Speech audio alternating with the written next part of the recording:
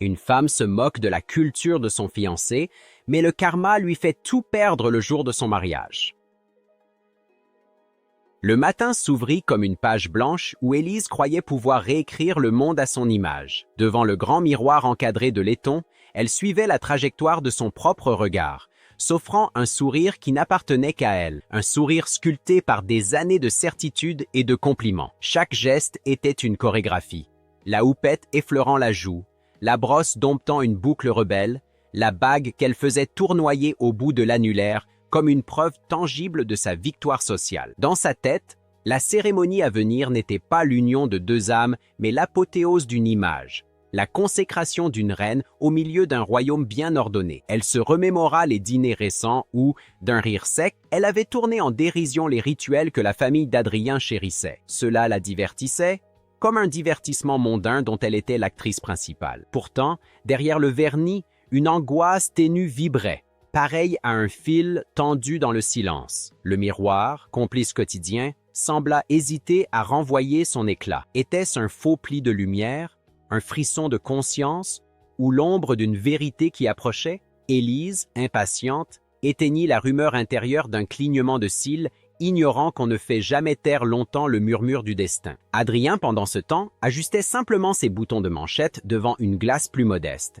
dans une chambre baignée d'un jour clair. Il repensait aux paroles de sa grand-mère, à la lenteur des matins de son enfance, aux gestes hérités qui, pour lui, n'étaient pas d'anciennes superstitions mais des formes vivantes de reconnaissance et d'amour. Chaque tradition, croyait-il, tenait lieu de passerelle entre les générations. C'était une manière de dire merci à ceux qui avaient marché avant soi. Il se souvenait aussi d'Élise, radieuse et brillante, et de ce pli de la bouche qu'elle avait parfois en entendant certaines coutumes, une crispation fugace, vite balayée par un compliment. Il s'était persuadé que cet agacement n'était qu'un malentendu, la conséquence de deux horizons appelés à se marier. Dans sa poitrine, pourtant, quelque chose hésitait comme une lampe vacillante. L'amour, oui, mais à quel prix?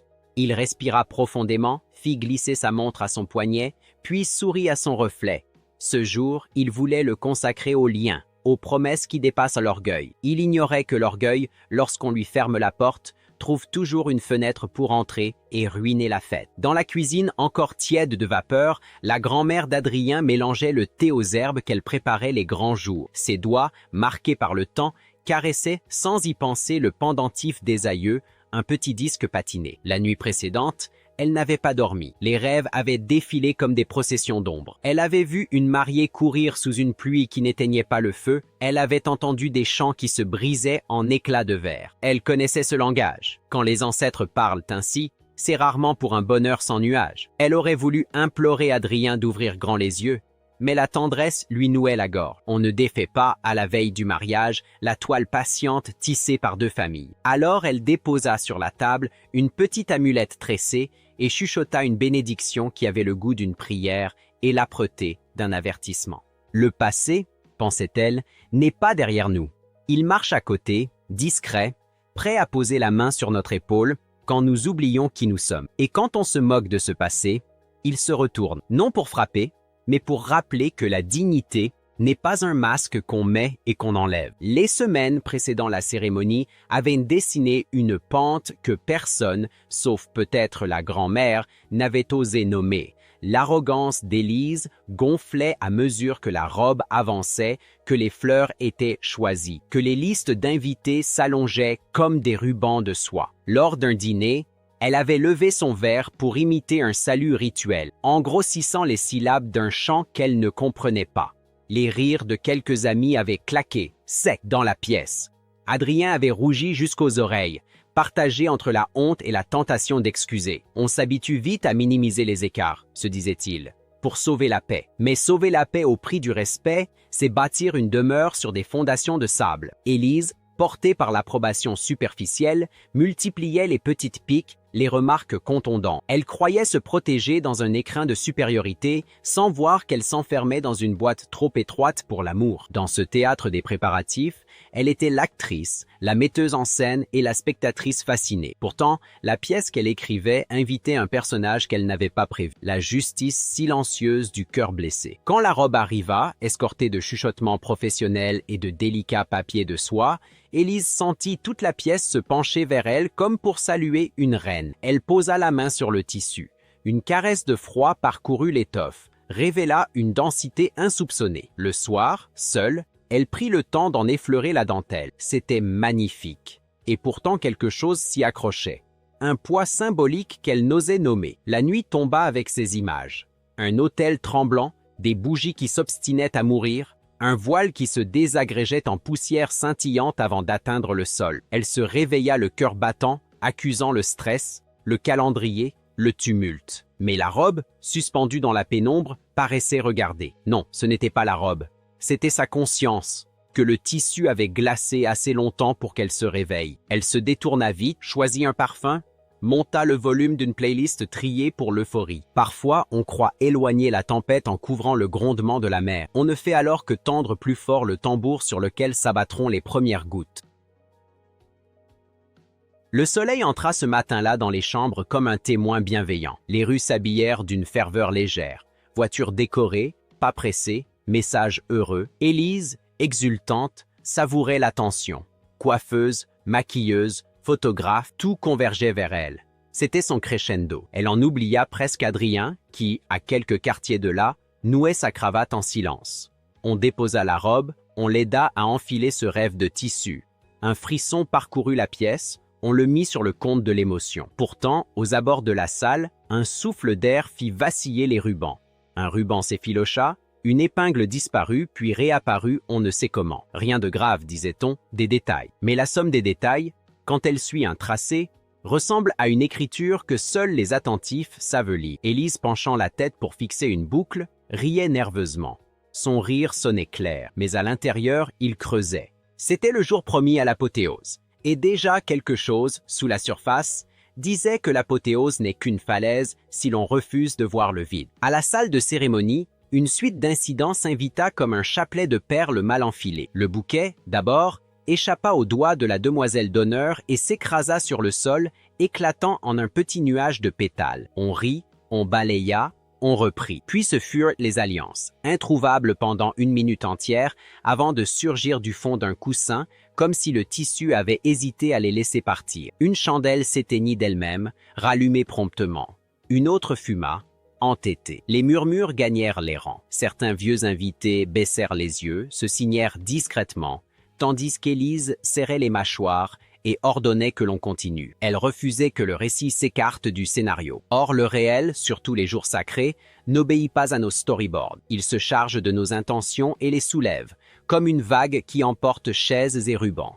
À force de repousser les signes, ils cessent d'être des avertissements pour devenir des preuves. La mariée l'ignorait encore. Elle avait confondu gouverner et mépriser, et les signes n'aiment pas qu'on les méprise. Assise au premier rang, la grand-mère d'Adrien tenait son talisman dans le creux de la paume, si discrètement que nul ne l'aurait remarqué. Elle observait Élise sans haine, avec ce mélange grave d'affection et de lucidité qu'ont ceux qui ont trop vécu pour s'illusionner encore. Chaque geste de la mariée lui paraissait accentué, comme s'il portait d'un costume trop brillant pour son âme. Elle ferma parfois les yeux pour écouter la rumeur des ancêtres, cette rumeur qui ressemble au bruit du vent dans des feuilles sèches. Quand Élise croisa son regard, un fil invisible vibra. La jeune femme eut un sursaut qu'elle rejeta aussitôt, se redressant, lissant la soie. La grand-mère ne souhaitait pas de désastre. Elle souhaitait un sursaut de conscience, un pas de côté avant le ravin. Mais le destin, songeait-elle, n'insiste pas à l'infini. Il montre la carte, puis laisse nos pieds choisir le sentier. Alors elle murmura pour elle seule une prière à voix presque nulle, un souffle posé sur la corde tendue du moment, en espérant que l'accord ne se romprait pas. Vint l'instant des vœux. La salle, jusque-là bruissante, se fit bassin de silence.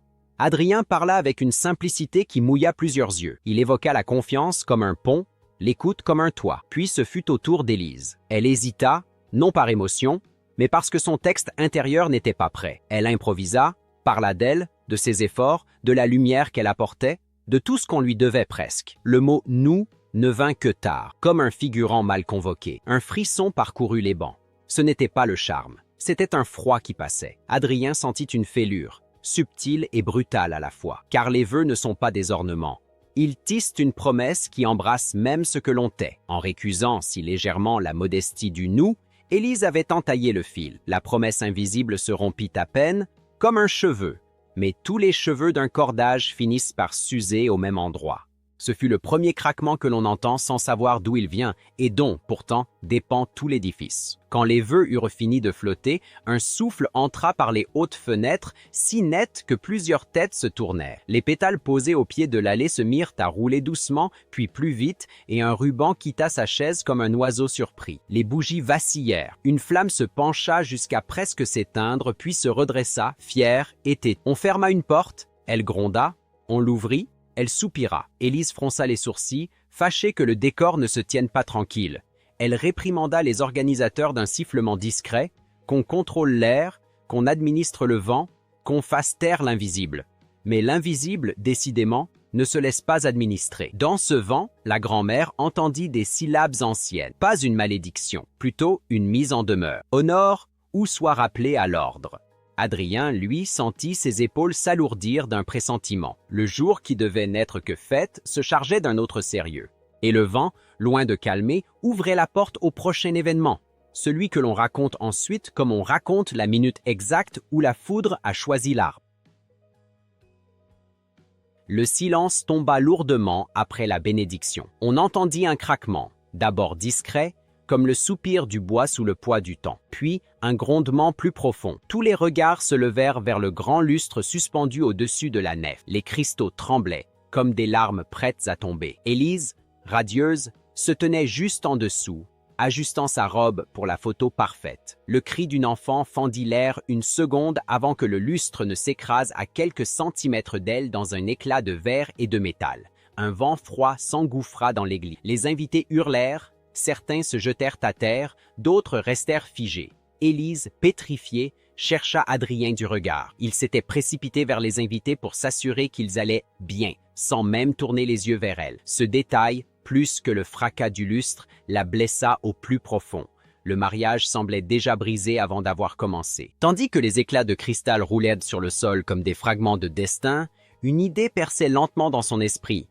Et si tout cela n'était pas un simple hasard? Adrien sortit sans un mot, le visage fermé, son pas résonnant dans le couloir encore envahi de panique. Personne n'osa le retenir. Dehors, l'air était lourd, chargé d'électricité.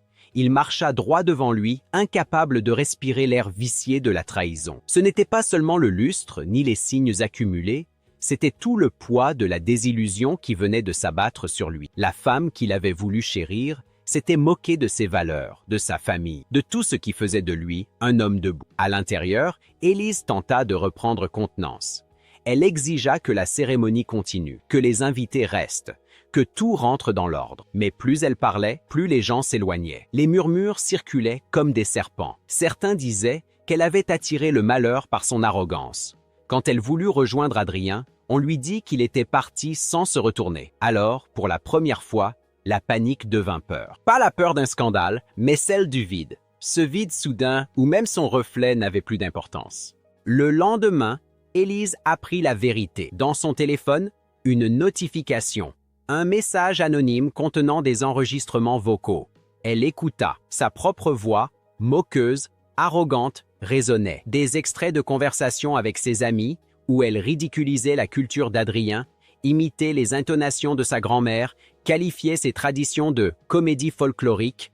Chaque mot la frappait comme une gifle. Adrien avait tout entendu. L'un de ses proches, blessé par son mépris, avait transmis ses preuves. Il ne lui avait rien dit. Il avait simplement choisi le silence et la distance. En écoutant sa propre cruauté, Élise comprit que le véritable désastre n'était pas tombé du plafond. Il vivait dans ses paroles, depuis longtemps. Les souvenirs des dîners, des sourires forcés, des moqueries légères revenaient en masse. La honte la submergea. Elle voulut appeler Adrien, mais son numéro sonnait dans le vide. Le karma, pensa-t-elle, n'est pas un éclair. C'est un miroir que la vie nous tend jusqu'à ce qu'on ose le regarder. Il n'y eut pas de scandale éclatant, pas de confrontation théâtrale, juste le silence. Adrien avait disparu de sa vie, sans message, sans rancune apparente, et cette absence valait 1000 condamnations. Les amis, les collègues, les invités commençaient à murmurer.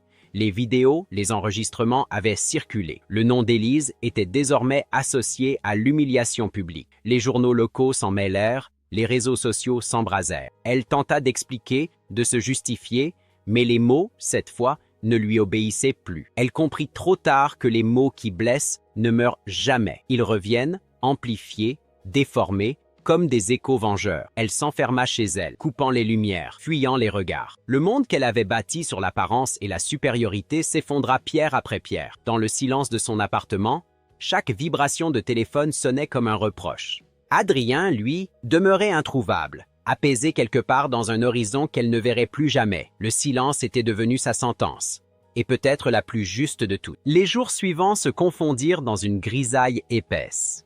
Élise errait dans son appartement encombré des restes de son rêve, bouquets fanés, faire-part froissés, photos inachevées. La robe de mariée, suspendue comme un spectre au coin du salon, semblait la regarder. Chaque matin, elle se levait plus tard, oubliait de manger, de parler, de se regarder dans le miroir. Ce qu'elle avait cru être un triomphe n'était plus qu'un mausolée de souvenirs. Elle comprit que tout ce qu'elle avait méprisé, la simplicité, la sincérité, l'humilité, était justement ce qui manquait à sa vie. Les rires des voisins lui semblaient des reproches. Les sons de la rue lui rappelaient la fête qui n'avait jamais eu lieu. Une nuit, elle descendit la robe et la jeta dans la cheminée. Les flammes montèrent lentement, hésitantes, puis avalèrent le tissu dans un soupir. En regardant le feu dévorer son symbole, Élise sentit une étrange paix l'envahir.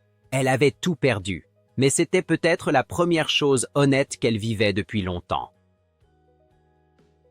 Le miroir, fidèle témoin de sa vanité passée, l'attendait dans sa chambre. Élise y retourna un matin, hésitante. Son reflet la frappa de plein fouet, les traits tirés, les yeux rougis, la peau pâle. Elle chercha dans ce visage la femme triomphante d'autrefois et ne trouva qu'une étrangère. Elle toucha la glace du bout des doigts comme si elle espérait traverser le verre pour retrouver le passé. Mais le miroir ne mentait plus. Il reflétait la vérité nue, celle qu'elle avait fuie derrière ses moqueries et ses artifices. Les souvenirs remontèrent, la fierté, les rires, les humiliations qu'elle avait infligées. Une larme tomba, puis une autre. Elle murmura un mot qu'elle n'avait jamais vraiment compris. Pardon. Ce mot résonna dans la pièce vide. Peut-être que personne ne l'entendit, pensa-t-elle. Mais le simple fait de le dire ouvrait une brèche en brèche où la lumière pouvait enfin. C'était le début d'une lente rédemption. Quelques semaines plus tard, alors qu'elle s'apprêtait à sortir pour la première fois depuis longtemps, on frappa à sa porte. En l'ouvrant, Élise resta pétrifiée. C'était la grand-mère d'Adrien. La vieille femme portait un manteau sombre et un regard calme, dénué de haine. Sans un mot, elle entra, observa l'appartement, puis sortit de son sac un petit collier ancien qu'elle posa sur la table. Ceci appartenait à une femme qui a appris trop tard ce que valent les cœurs simples, dit-elle d'une voix douce. Élise voulut parler, mais aucun son ne sortit. La grand-mère poursuivit. « Les esprits ont cessé de te juger. À toi maintenant de te pardonner. » Puis elle se leva, remit son écharpe et partit. La porte se referma sur un silence sacré. Élise tomba à genoux, les larmes coulant librement. Elle prit le collier, le serra contre sa poitrine, et pour la première fois, elle ne sentit plus le poids du mépris, mais celui du regret. Un poids plus lourd, mais plus pur. Les mois suivants, Élise chercha à réparer. Elle rejoignit des associations interculturelles, s'impliqua dans des projets d'entraide, s'invita dans les traditions qu'elle avait autrefois tournées en dérision. Elle apprit à écouter, à comprendre. Ce n'était pas un acte publicitaire, ni une quête de pardon collectif, juste un besoin profond de sens. Dans chaque geste, elle sentait la main invisible du karma la guider, non pour punir, mais pour instruire. Parfois, la honte la reprenait. Un souvenir, une phrase, un éclat de rire ancien. Mais elle ne fuyait plus. Elle restait, affrontait, réparait. Au fil du temps, des sourires sincères remplacèrent les jugements. La solitude, elle aussi, s'adoucit. Cependant, une partie d'elle resta marquée. Celle qui savait qu'on ne peut effacer l'arrogance, seulement apprendre à vivre après elle. Et dans cette lente reconstruction, elle découvrit enfin la beauté de la modestie. Celle qui se passe de miroir pour exister. Un après-midi d'automne, alors qu'elle sortait d'un marché, Élise aperçut Adrien. Il riait, tenant la main d'une jeune femme, un enfant trottinant à leur côté. Le monde sembla suspendre sa respiration. Il leva les yeux, la reconnut. Leurs regards se croisèrent. Et dans ce bref instant, 1000 souvenirs passèrent entre eux. Il ne détourna pas les yeux. elle non plus. Puis il lui adressa un sourire calme, sans reproche, sans ironie, un sourire de paix. Élise sentit une chaleur monter dans sa poitrine, non de douleur, mais de gratitude. Elle répondit d'un hochement de tête léger, comme pour dire « Merci de m'avoir appris, malgré tout ». Quand il s'éloigna, elle comprit qu'il n'y avait plus rien à réparer. Le passé ne se changeait pas, mais on pouvait cesser d'en être prisonnier. En reprenant sa route, elle sentit le vent effleurer ses cheveux, doux et tièdes, comme une main qui bénit avant de s'effacer.